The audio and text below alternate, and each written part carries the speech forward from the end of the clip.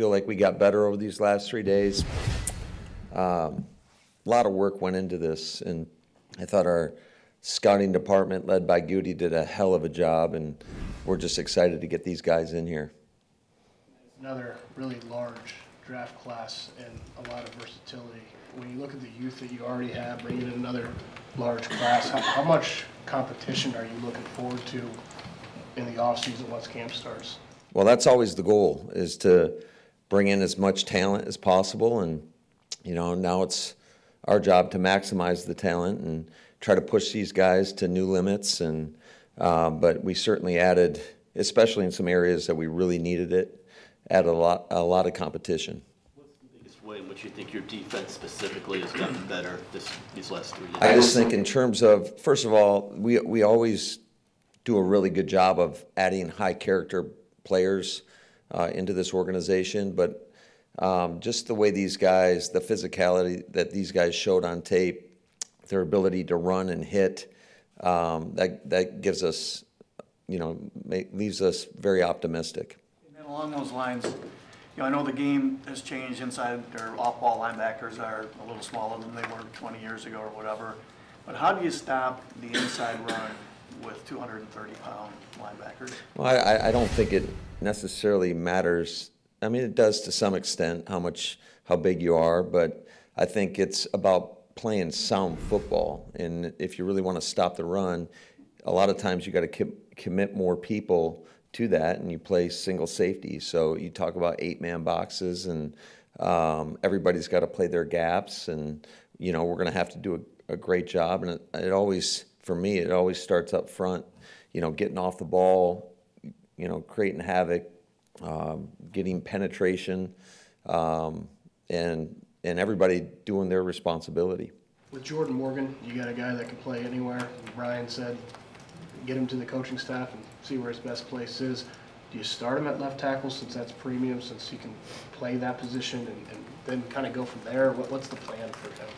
Yeah, I think that's where you'd look. That's what he's played his whole career, and he's played a lot of football. So, but ultimately, and I know you guys love to hear me say all the time how we're going to get the best 5 out there, and I think there is some cross training that goes on along the way. But ultimately, we just got to get the best 5 that give us a chance to move the football.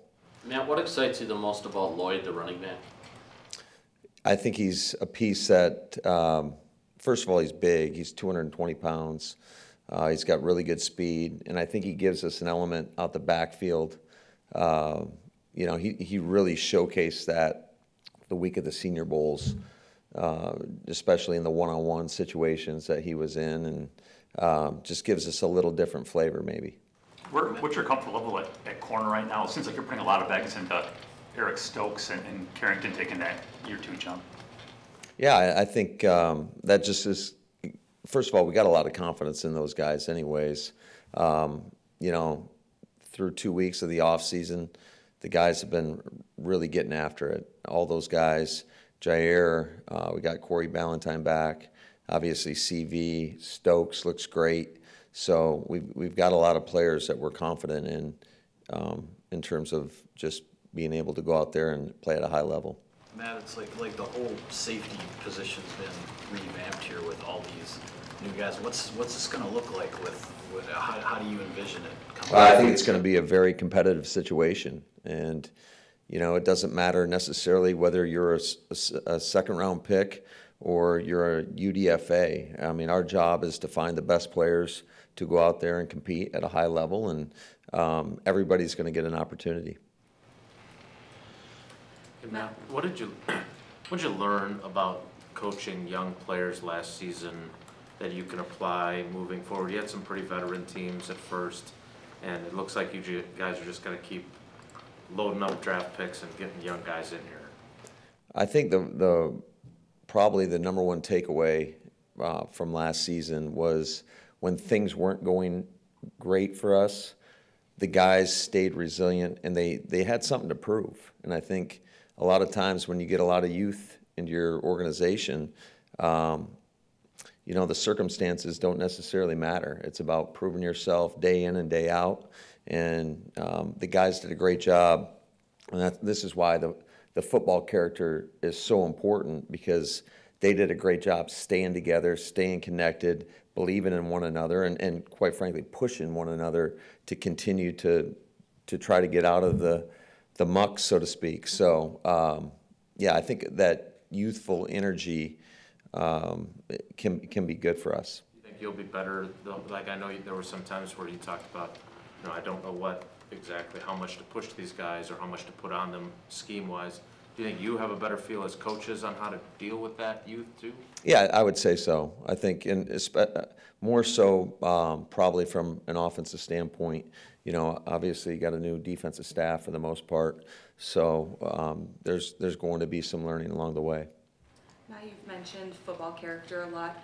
I noticed 5 of these players were captains when they were in college. Was that a conscious choice, or did that just happen to be the best players available? Yeah, I think that all of that is in effect in terms of when you're grading these players and when you're stacking your board, and it just kind of fell that way. But we're fortunate that it went that way. With Pratt, what did y'all like and what you saw from Michael Pratt, the quarterback you took in the last round? Yeah, I think he's a guy that he definitely is a tough, fearless thrower, and to me, that's a prerequisite for the position. You got to be able to stand in there and throw in muddy pockets, throw in the face of pressure, and I think he exhibited that. I think he's a winner. So, we were excited. We were kind of shocked that he was still there in the 7th. Matt, as a quarterback's coach background yourself, how exciting is it just to have young guys come in at that position? You had Sean and Alex last year, and now Pratt. What is that like for you to be able to work with those guys at the very beginning? Yeah, it's like they're a ball of clay, so you can kind of help try to get the most out of them. And we got a great room, obviously, with Jordan and Sean in there, and then Tom Clements is as good as I've ever been around in terms of developing quarterbacks, and Connor Lewis, and now we added Sean Mannion to the room. So it's just a great room to be a part of. You see any difference in Jordan Love at the start of all the off-season work here? Yeah, I think he's a guy that is coming in with a lot of confidence. I see him pushing himself each and every day in terms of just his ability to lead the guys, and I think he's done a great job. You mentioned best 5 on the offensive line for years now, but when you have so much versatility, maybe the most versatility you've ever had, how do you conceptualize that? How do you go about and look at the cohesive whole instead of the individual parts? Well, I think it's a process, and you got to give these guys opportunities at multiple spots. And I think Adam Stenovich, Luke Buckus, Eddie Gordon now, they've all done a great job in terms of giving guys ample opportunities to showcase what they can do, and then it's on us to try to find the most cohesive unit of our guys. How important was it for you as a coaching staff, seeing how well Jordan operated with a clean pocket last year, to really be able to build that up as well as possible going into the second? Sure, I think that's most quarterbacks. Most quarterbacks are going to be more effective when you have time to set your feet and you're not retreating from pressure, and you can step into throws. So that's what we expect out of what we get up front. Hey, Matt. Brian, John Herrick, both came down here and talked about how the game is changing and speed on defense is so vital. You guys obviously have added a lot. From a play caller standpoint, how does speed at all 3 levels of a defense challenge you? Well, it just makes everything much more contested, especially when you have safeties that can run the alley and hit your runners at a couple yards down the field, and just be tighter in coverage. So it just is much more competitive. Is Stokes, is he healthy, full go? Yeah, he's been full go. He looks great. Matt, do you expect Xavier McKinney to sort of take a leadership role with the young guys that you brought in and the guys you already have? Is he that kind of personality? Yeah, he already has. You can see it in the meeting rooms. You can see it out on the field. There's a reason he was voted a captain in New York. I've been really pleased with X, through 2 weeks. Along with Pete's question, how does it seem to deal with Watson? How's he looking? He looks great. He's he's had a really good start to the offseason, and we just got to keep it going that way. I know it's April 27th, but do you feel like you've really got answers, or is that just you're gonna have to get into real football stuff to maybe have 100% confidence say? I think yeah. Once you get into more competitive environment, less controlled, I think you want to see how people respond. But I've been really happy with how these guys have been training in regards to the routines and just watching the effort that they've been putting on tape. That was the amount of, play action you run with the amount of movement in your run game. Do you have to have guys like Jordan Morgan, the athleticism, and those type of linemen now? Is that sort of the standard for what you need? Well, I think you're always looking for athletic linemen, especially when you consider who they're going up against, every play. The athleticism on the defensive lines around the league is typically superior to that of the athleticism of the offensive line. So you want to have big guys that can anchor and move their feet and stay in front of people. And so I think he definitely has got that ability in his body. Is there a height for an offensive lineman where you start to get concerned about leverage on run blocking? I think I used to a little bit more, but the more that we've done this and the longer I've been in it, I think it's just every guy's a little bit different. I mean, there were some really tall guys this year that we thought were pretty good players, both in the run and the pass. So we'll just have to see how it all plays out. How much did, coming out of last season, knowing that this was going to be another very young roster this year, affect your decisions of bringing in Jeff, a defensive coordinator, and dealing with a very young team? I wouldn't say that had a whole lot of bearing. I think it was for us just trying to find who we felt was best suited to lead our defense. And, as an offensive guy, offensive background, I think that you can kind of poke holes through every scheme. You can always find the warts in it. And for us, it's a style of play. The effort that we're going to play with, how physical we are, how we attack the football, whether it's, in the air or a ball carrier punching at the football, trying to get the ball out. Brian was saying last night that for linebacker, he wanted interchangeable traits. He wanted length and speed, but really kind of making sure that he hit those instead of going Sam, Mike, Will. In terms of defensive philosophy, how different do you expect those positions on the second level to be? Are they going to be pretty standardized? Yeah, you really would, in an ideal world, you'd like them to be interchangeable, at least in our scheme.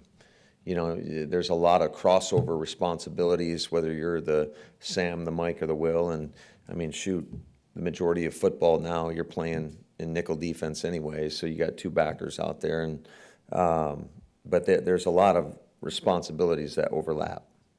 Matt, with the kid you drafted from Duke, Monk, he's started, I think, like 50-some-odd games at 3 different spots. How important was that, just given, the lack of depth there on the interior? Yeah, I think that was huge. First of all, it gives you another guy that can play center.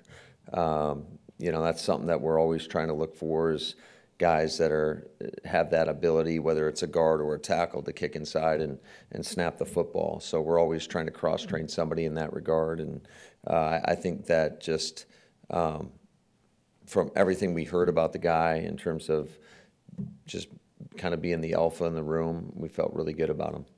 What sort of buy-in did you sense from Jair? Obviously, he wasn't here at this point last year. He did show up this year. Do you think, he's fully bought in? Oh, I think Jair's been outstanding. He looks great. He looks like he's in great shape. He's really been busting his butt. He's been, been the leader we expect him to be. So it's been a great start to the offseason for him. Hey, Matt, we haven't had a chance to talk to you since the Brazil game was announced, so Yeah. curious how your feelings All right, here we go. Some real questions. Yeah, and logistically, obviously that does some things for you guys timing-wise.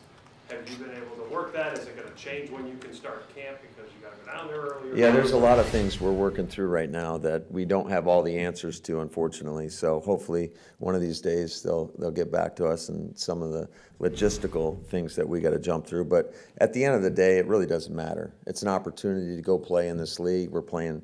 The advantage is we already know who we're playing. I mean, so do they, but it kind of helps you prepare for, training camp and week one, and, hopefully it'll be a home crowd for the Green Bay Packers. Can you fly out of Green Bay? That's a heck of a question there, Pete, that I don't know the answer to yet. I know it's a really long flight for week one, but it's also a road game on a neutral site. Is there any benefit to that? Absolutely, that's what I'm saying. Like, when you go to Philly and play a road game, it's going to be a hostile environment. So hopefully, being a neutral site game, that'll give us an advantage. There you go.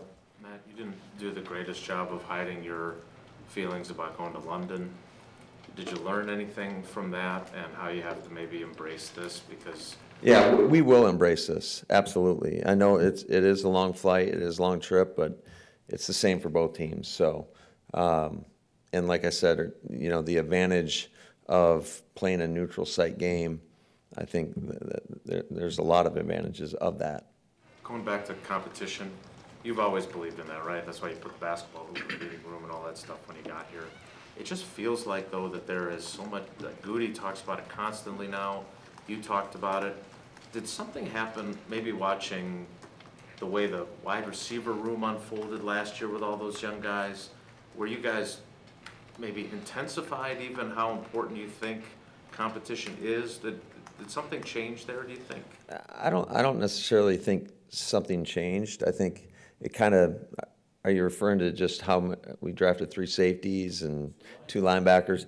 It kind of is just how it unfolded, quite frankly. And I'm a firm believer that you can never have enough competition. It's going to bring out the best in somebody in that room. And so I do think that when our guys are pushing one another, they're going to get better. And so that's what we're really excited about. I think we got a lot of competition, and it doesn't just pertain to the defensive backfield or the inside backers. I still think, I look at our wide receivers, our O-line, our running backs, tight ends. I mean, everybody's competing for snaps, for balls, and I just think that we're going to be in a better place because of that. Is that especially true when it is such a young roster, when there's maybe lesser defined roles and there's so much room to growth, just having the competition breed that development? Yeah, I think there's some truth to that. I mean, when you're younger as a team, maybe there's less guys that are established, and you might not have a true number 1 receiver, whatever it may be. And so I think that, it can organically happen over time. Matt, where is JJ in that rehab from the ACL from the Cowboys game? And do you think it's just a foregone conclusion he probably misses a chunk of this season? No, I wouldn't rule that out. So he looks pretty good right now. He's still, fighting his way back, and it was never confirmed that it was an ACL. Like, he did not have surgery, so he's still rehabbing through it, and we're optimistic about it. Matt, I know the draft just ended, but next year the draft will be here in Green Bay. How are you feeling about seeing the process in Detroit and having it come here to Titletown? Well, I didn't really see the process in Detroit. It's whether it's in Detroit, New York, wherever it is, it's pretty much the same for us. I do think there's going to be some challenges that we're going to have to deal with next year. I'm just seeing the amount of people. What'd they say, over 700,000 attended the draft? I can't imagine that many people in Green Bay, but it's going to be interesting, but it's going to be exciting. I think it's going to be exciting for the community. Obviously, it's going to bring, I would think, a lot of money into the community, which a lot of these businesses will benefit from. And I think what better place than to have it than, in my eyes, this is the Mecca. Going to have to get an airlift to the stadium to get through the crush of people? I don't know. That's something that I'll let Doug Collins and his people worry about how we get in.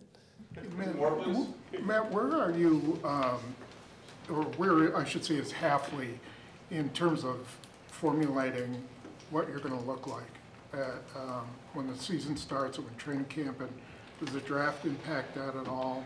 Well, we're 2 weeks into this process, so you know, the vision is there, it's already laid out, mapped out, and now it's about the execution of that vision. So it's teaching our players, you know, their assignments, what coverages, what fronts we're going to run, and then just trying to get everybody to play to a certain style, I would say. And you have to go through the whole process. So we just had phase 1. We finally get out on the grass with our players in phase 2 for the next 3 weeks, and then we're into OTAs and into practice. And you know, I think you can't truly get the full benefit of it until you get into pads. I think that's when it will really come to fruition. You knew what his vision was, and you hired him, right? So Sure. you had a pretty good idea, but when you start going through the process now, since he's been here, how much of a, you know, what have you learned more about him or more about the philosophy? And I assume your excitement has only just ratcheted up as you've gotten deeper into it. Yeah, I've been able to go around to different rooms and listen to all our coaches teach, and I'm really excited about it, to be honest. Just the energy, the attention to detail. I think all these guys are really good communicators. And I think our players can feel their energy and excitement for being here.